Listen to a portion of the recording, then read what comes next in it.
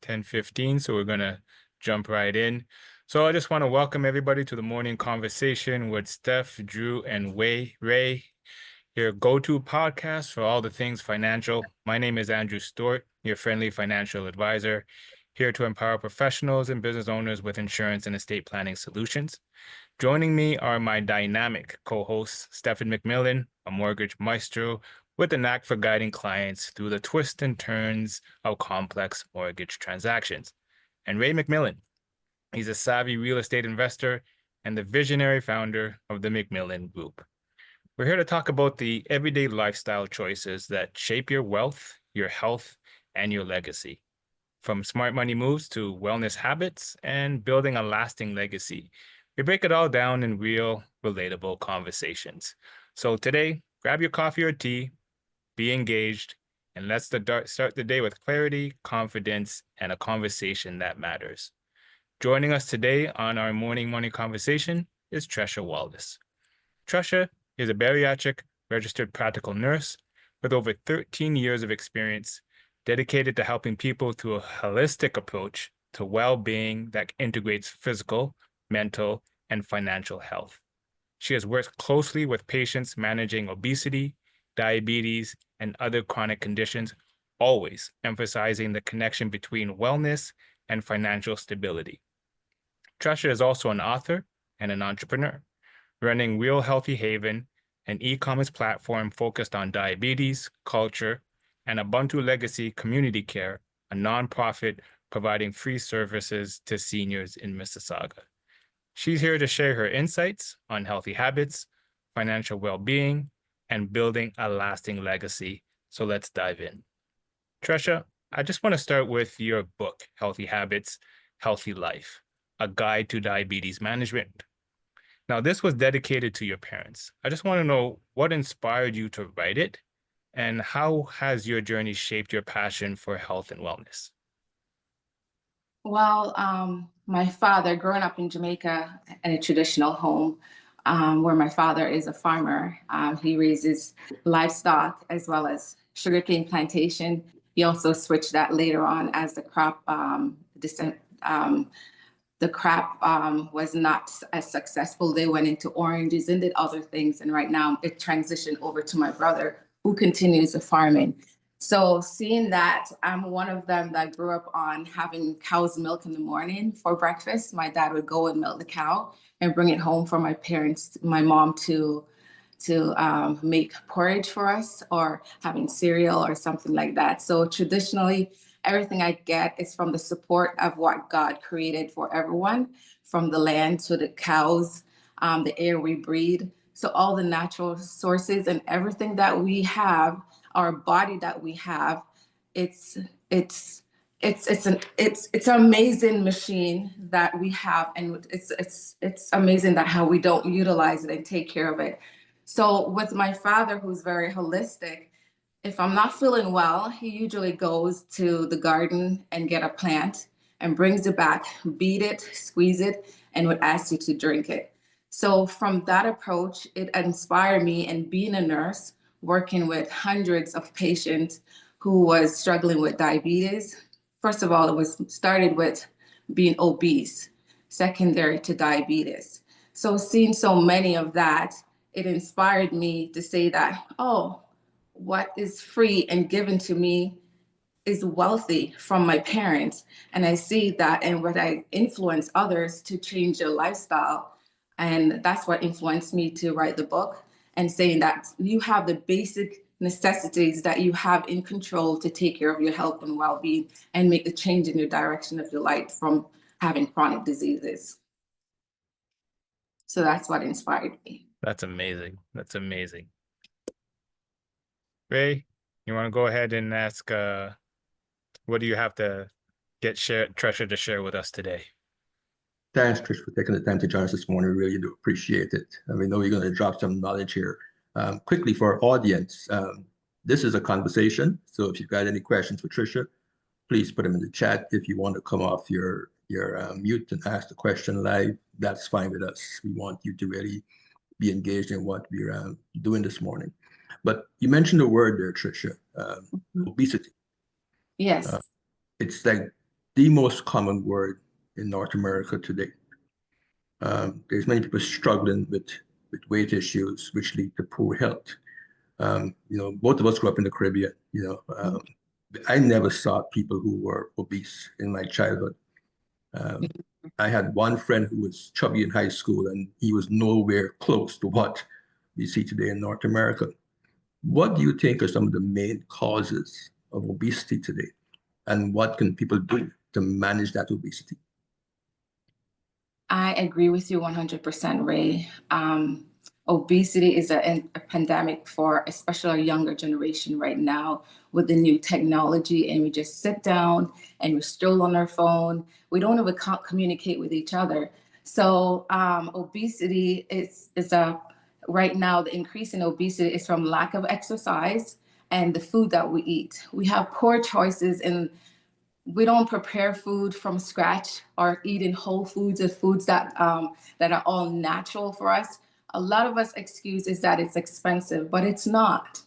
Having fruits and vegetables is quite affordable, I feel. And having the excessive, like the chips and the going out to KFC and other stuff, I find that costs more. So it's more healthier to prepare a holistic meal at home that will decrease the obesity as well as exercise. A lot of us do not exercise. As a matter of fact, here in Canada, I don't see when I go walking, I don't see a lot of us walking in the woods like me. I don't see a lot of us out playing and being involved or going to the park with their family and just playing soccer, basketball, cricket, any games. We don't do that. And I think we need to get on that and start being more active and being mindful of what we eat, what we do, what we think about. And that's what's causing obesity right now. So the food that we choose and how we prepare it as well, we're not being selective with our food and lack exercise. And that's why.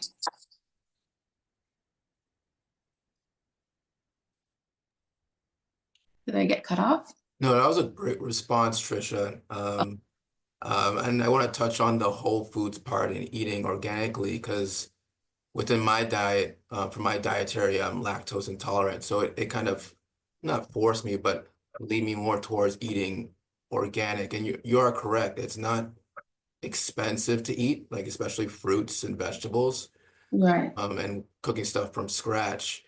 My question is that to you is that I work with a lot of clients over 50, and I realize a lot of them don't put their health first. And I'm speaking couples because I know you work with a lot of couples as well. What are the things that you advise them to do to prevent, like to encourage them to go to like health checkups and preventive care? Like, what are things that you advise them to do that? Once I do, I get to understand where they want to go. How do they see their future? What kind of mindset do they have?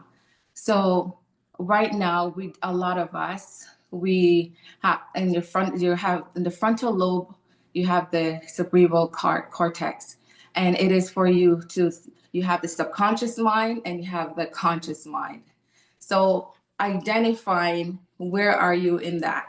Because most of us subconsciously, we just do things that are habits and we used to without thinking about it. So I want to create their awareness by saying, are you in your conscious mind? When you're in your conscious mind, you start being critical. You start thinking, okay, why do you want to lose? Why are you here with me? What's the outcome do you want? So they will come and say that, well, right now I have a chronic diseases that I'm struggling with, or some say I want to lose weight, or some may say, I've seen what's happening to others and I don't want it for myself. I want to have a better quality of life. And I'm happy when they say that. So that way they're in their conscious way of thinking, which is they're mindful. So they start thinking of how do I get there by coming and seeing me? That's one. What do I need to do? And how do I go about it? So I would advise them, once I understand that they're in that mindful situation and they're here with me, we start making a plan of the foods they're going to eat, how to prepare them, nutritional education, and providing support. Also telling them, okay, you need to walk daily. It also build and improve your relationship when you do it together. So it's good when you go walking either in the morning or in the evening after work, after a meal together. It also influence and build your relationship stronger. So that's where I start with them, by encouraging them to make these steps and guiding them along the way. Thank you for that thoughtful response. Yeah. Tresha, So yeah, go go ahead. ahead. You had something more to add? I just want people to know that this body that they're in, they're born with this body, and this is the only body that they will experience life with, plus all the resources around you, from the air we breathe, the food, the animals, everything else around us. It's just support to help us to increase the quality, or to live a fulfilled life. And it's just for us to be cognitive and have a mindful mindset of how do I want to live a productive and healthy life, that I'm able to live a great life.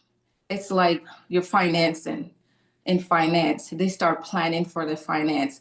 Plan that you will enjoy that retirement that you save all that money for, is to also to give you that ability to enjoy it, travel, go on vacation, not on vacation in a wheelchair, but having that quality of life. So we need to like sit back and say, what's important to you? What kind of life do I want to live? How do I want to live my life? And start by taking care of yourself. Taking care of yourself by having a positive mindset, taking care of yourself by feeding it the right nutrients for you to substitute throughout your life. And also, they need to also have a great quality of sleep, have a great relationship with others, and having support. And that will influence their quality of life as they go. Those are great, great tips. Everybody can take those tips and take it to heart. We actually do have a question from our participants, and actually this was falling in line with my next question. It Okay. says, how hard is it for you to convince people to use herbal remedies instead of depending on medications like Ozempic for the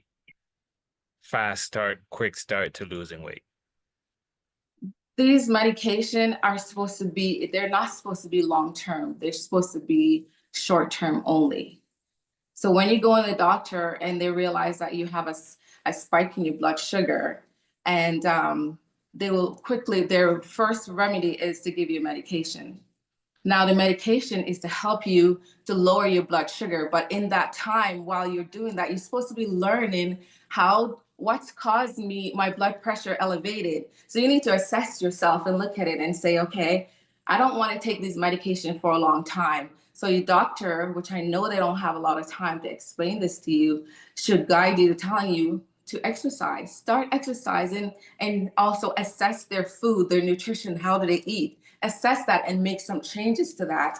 And that alone, when they return in 3 months to do another blood work, it should show a decrease in their blood sugar. So therefore, do you want to be a chronic user of medication, or you want to live a better quality of life by exercising? Exercise does a lot for your body, so why not do that? Your body is made to move, right? So it's up to you. Do I want to continue taking the medication that cause a lot of chronic diseases or a lot of side effects? Or I just want to live a simple, healthy lifestyle? So with the convincing part of it, do The you convince, do you find that to be a difficult thing? it depends on who it is. It depends on who it is. They don't want to exercise. They find excuses not to exercise. When I say exercise, it doesn't mean to go jogging or running a marathon. I'm just saying simply going for a walk for half an hour. Simply parking further. Instead of parking to the closest to the building, park furthest and walk in. Take the stairs. Get up and move. Instead of using the remote, put the remote over there that you have to get up and walk for it. Just movement. You can stretch at home. You don't even have to go to the gym. You can do it all at home in the convenience of your home. I agree with you 100%. I agree with you 100%. So thank you for answering that question. Me being the finance and the insurance side of things, I ask a lot of health questions when I'm putting a plan in place. But nothing goes into correcting their current lifestyle or their habits. So on Right. the finance side of things, if you can quantify how much it actually costs somebody if they're obese to say, hey, this is actually costing you X amount of dollars. How would you kind of break that down so they can understand it's costing you more than you think? Well, it's your health. How valuable is your health and well-being to you? Is there a price limit on that? There isn't. Um, you're gonna waste your time going to the doctor. You're gonna waste your time being in a immobile state, needing support if you get obese and have chronic diseases. I think it costs a lot. I don't know the number Hmm. that you're looking for, but it costs a lot more for not taking care of your health than it just simply doing the basics, basic simple lifestyle. So if somebody said to you, okay, I'm interested in doing it your way. How Right. much is this going to roughly like what kind of expenses can I expect to have? I know that you're going to probably suggest going out to walk, which is free, but if there's going to be any additional cost for somebody working with you and doing it your way, are there any additional costs or what can they expect? So if they want to do it with me, I usually charge $150 per week, and they meet with me 3 times a week. The first 30 minutes is a consultation and it's free. So I do a full assessment of them going over their lifestyle, and then I help them to make the changes to their lifestyle. You only need to do is, it depends on how fast or quick of a learner you are or how you gravitate to things. You just need to do 3 months with me, and then you do another 6 weeks with me for free. And so 150, you do the calculation. So Very affordable, very affordable. I also, not only those that can pay me, that's only if you're doing that one-on-one, but I also have a support group. And that's also why I am a partner with Ubuntu. It's a nonprofit organization. So what I do is we have a WhatsApp group that we communicate all the time and sharing healthy tips about. We go out and meet every 2 weeks. We do yoga, walking. We're learning new things as well. And during that time, even though if it's every 2 weeks, during that time, we still encourage others to go and walk in. We encourage each other. I'm going to the gym to take the Zumba class. Let's go together. So you will pin in the group and say, I'm going, and others will come with you to make it more fun. So there are free options as well by joining the support group. And you're welcome to join Ubuntu if you're over 55 plus. Right? Yeah, I got a quick question for you, Yeah. Trisha. You've got a very engaging audience, but I'll let Andrew deal with the comments in the audience. You mentioned sleep. I'm a sleeper, Yes. and I think Stefan is also. We grew up, where sleep is important to us. I'm in bed early. By 9 o'clock, I'm fast asleep. I think a lot of people, we live in a culture today where everybody's about grinding and working 24 hours a day and being on call 24 hours and stuff like that.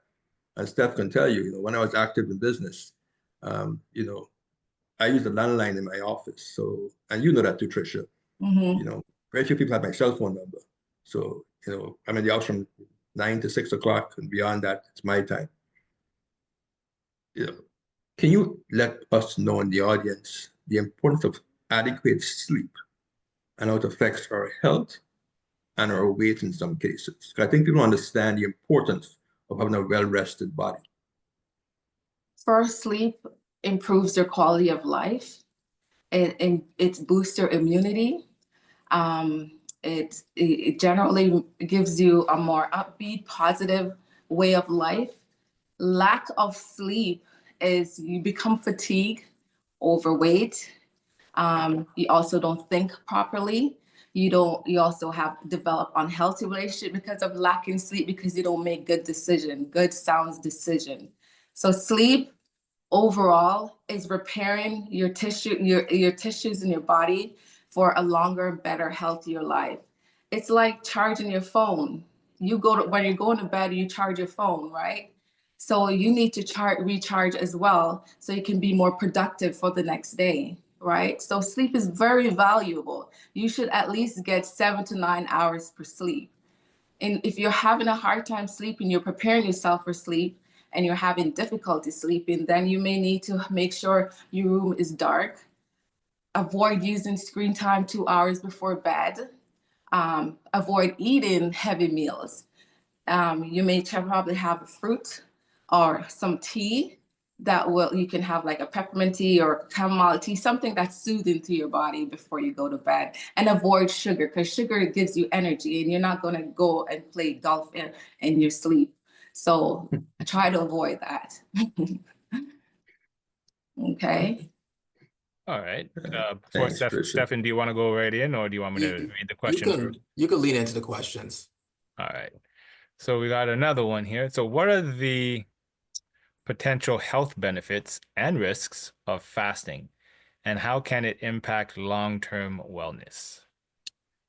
Fasting, this is something, if you're full disclosure, I am a nurse. I'm not your doctor.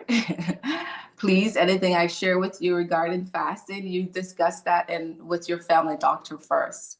Especially if you're diabetic, I don't know what stages you are, so it's hard for me to advise you. But in general, I believe fasting is very healthy because at that time, it needs your body to get a rest from food, so it's like cleansing. So it can use up all the food that's left over in the body and then prepare yourself. It also helps to repair your stomach, your body in general. There's still a lot of research, but I personally have been doing it and it's very effective.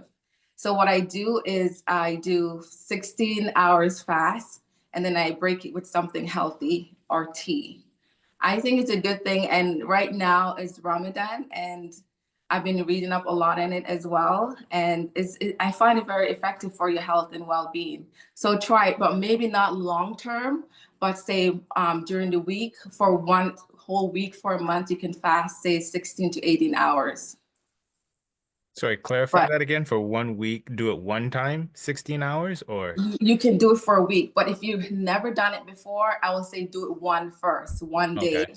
Yeah, so do it transitionally. Don't do it just go drastic, because you will definitely get side effects such as headache, Right. irritable, and also sometimes it compromises the immune system based on how you're taking care of yourself.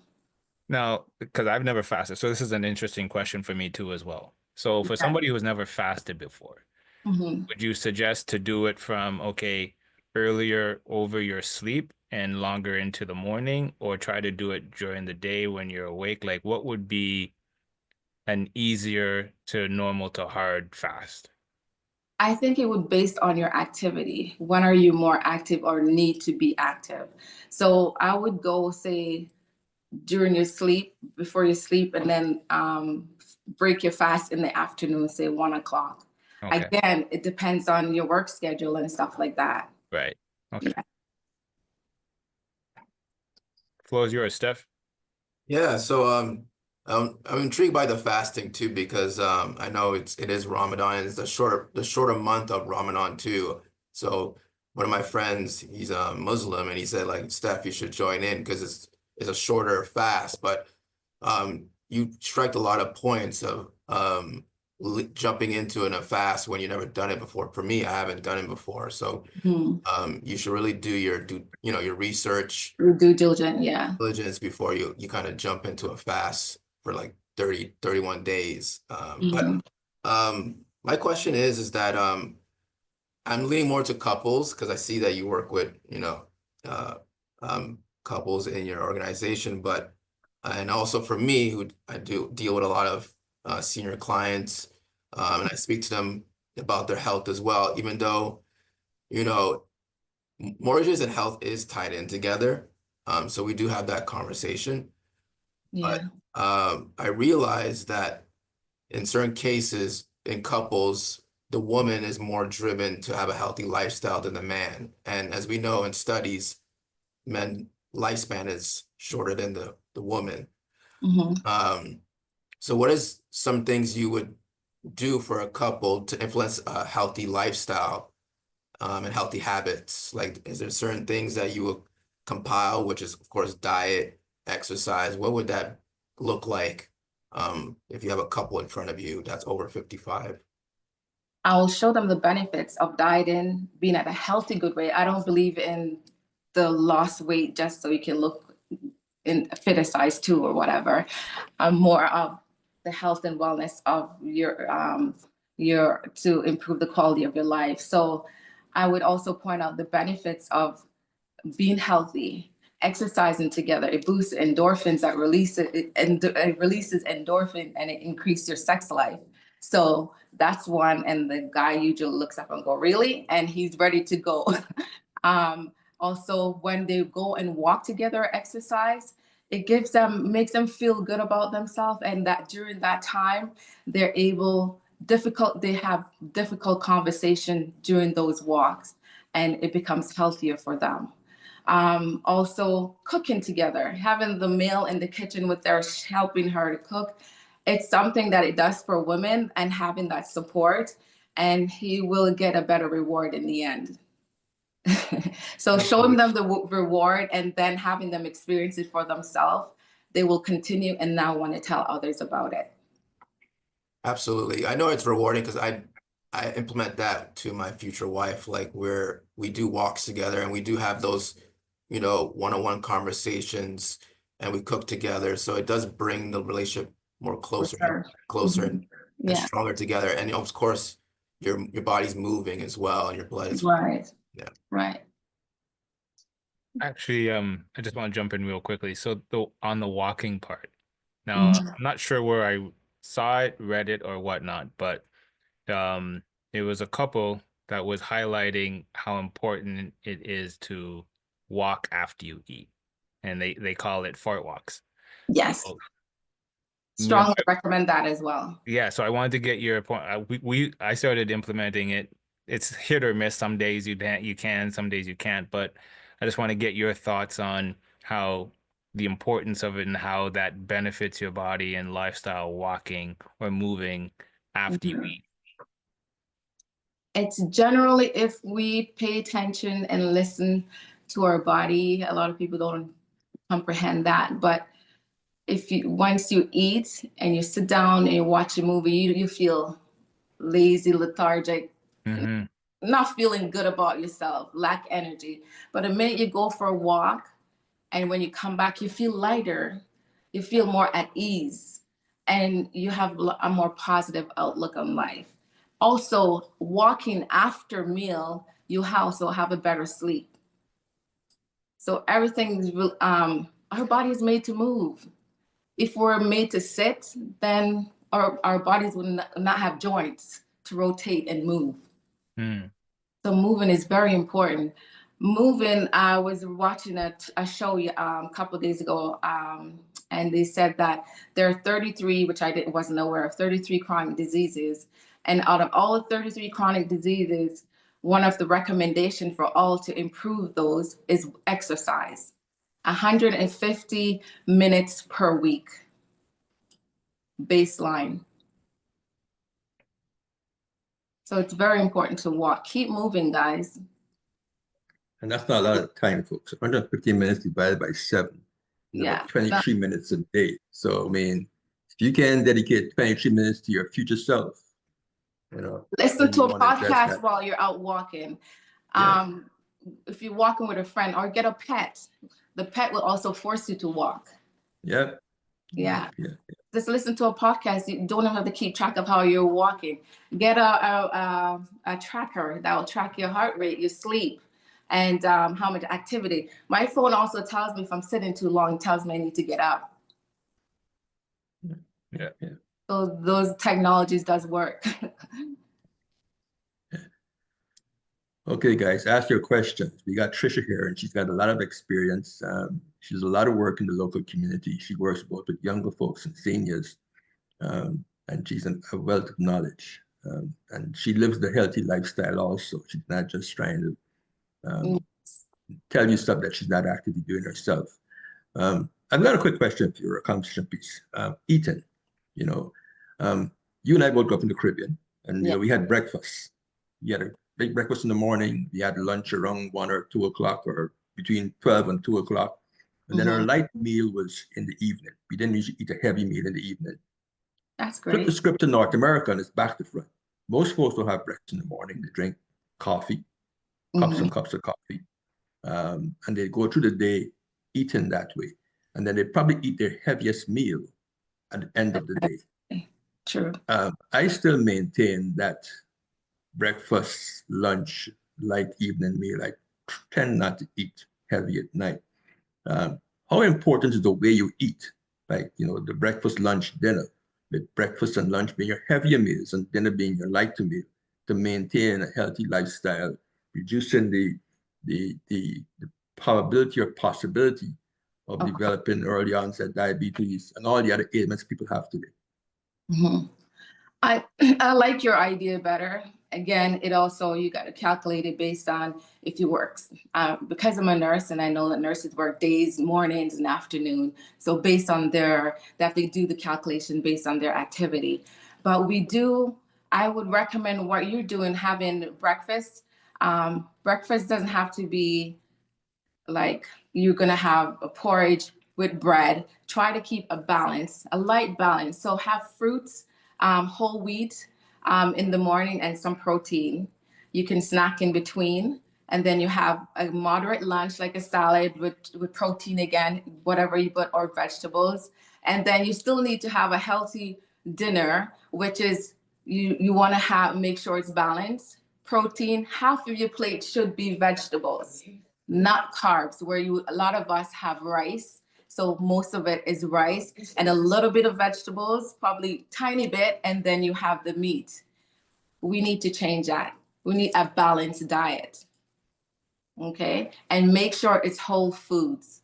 When I say whole foods, foods that are in its natural form of state, like apples, orange, chicken, fish, stuff like that. Make sure limit your processed food. I know there are some protein like almonds and stuff like that are very healthy for you. Walnuts high is also a good form of cholesterol. So what you would do is the palm of your hand, a fist, not taking the whole bowl and snack from it because you can't control the amount. Just measure it by the palm of your hand, and that's how much protein that you need to eat for if you're gonna have walnuts or something like that. Some types of nuts. But you got to be mindful and pre-plan your meals as well. That way you're more forced to eat it. If you just go nonchalant without planning, and you wait too long, you become hungry, and then you just eat whatever is in front of you. Do not go shopping when you're hungry. You more likely will buy more than what you expected, and then you also eat more than what you need. So that was a whole bunch of great tips. So hopefully everybody had their pen and their papers and taking some notes here because she's spitting some fire. We do have another question. Do blue zone diets apply to people from Africa and the Caribbean? And how might their traditional diets promote longevity? I am not familiar with the blue zone diet. Okay, so is it Brian? If you want to just unmute yourself possibly and kind of explain your question a little bit more. Hi, how's everybody doing today? Excellent. Okay, so blue zones are regions where people traditionally they live longer. So they have like cleaner diets. So places like Japan, Italy, um, there's a region in California as well. So these regions are where people usually live 100+ years. I'm sure it's because they eat the natural food from its natural state. So they live longer, and they also do things that are that keeps them moving. So I think that's more the natural way of life. Those are the one. Is that what the blue zone is? Yeah, so they eat from the ground, like food from the ground. They yeah, walk and they prepare their own meals. So they're more exercise. They do exercise, like I said earlier. So it's basically the same thing I'm telling you to do, yeah, to keep moving, eat whole foods, sleep, do all the natural stuff. You don't really need me to help you. You have everything you need to have that, to improve the quality of your life. You do. But we fail to do that. We rather fast and easy things. Fast and easy is not necessarily good. yeah. And one of the main things I've learned while researching these regions is the main thing that keeps these people alive for so long are their strong social connections. Social connection, absolutely, absolutely. I remember working with one of our clients that they'd ruled out that she was not able to have any children. She had migrated to Canada, and she probably came from a full circle of support to come here, and was just her and her husband. And she gained weight and was having a hard time. She was trying to have a child and was told she cannot have any kids.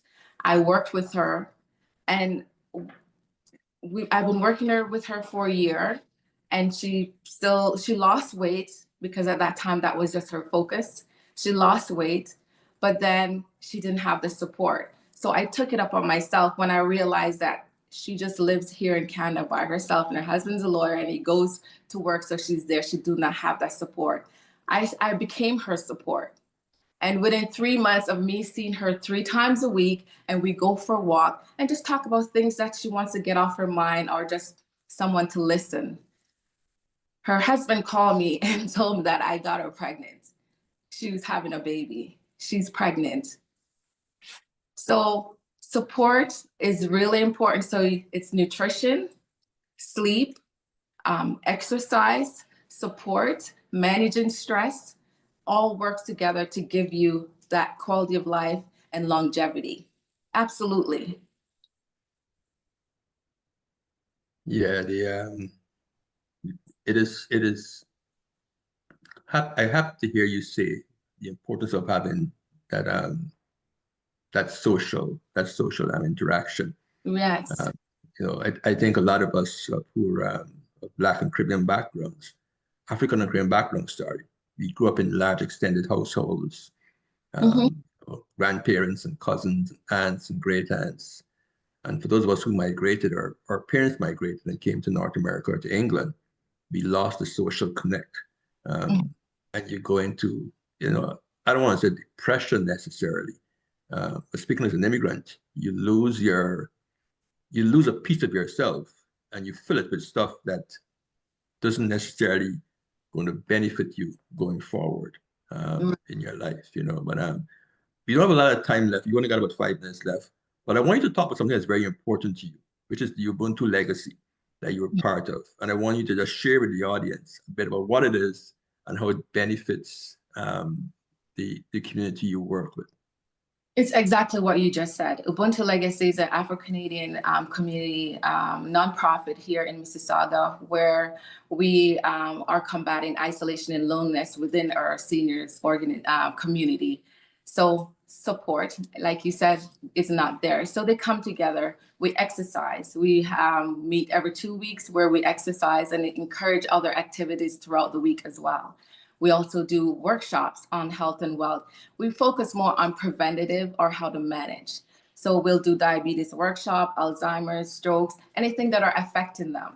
We also have this amazing workshop that's coming up called Peace on Relaxation, finding your clarity in your golden years. That's an amazing workshop, and that's going to work on their mental state, because we do have a lot of seniors who are still struggling with personal things that they don't know how to cope with. And having this will give them more clarity, and so they can have more fulfilled life and love and energy to share their knowledge and wisdom to the younger generation coming. And that's what Ubuntu Legacy does. Thank you very much, Trisha. So how can or anybody who's interested reach you to find out more about the Ubuntu legacy? Ubuntu Legacy, you can go on our website. It's www.ubuntu, UBUTU, legacy, LEGACY,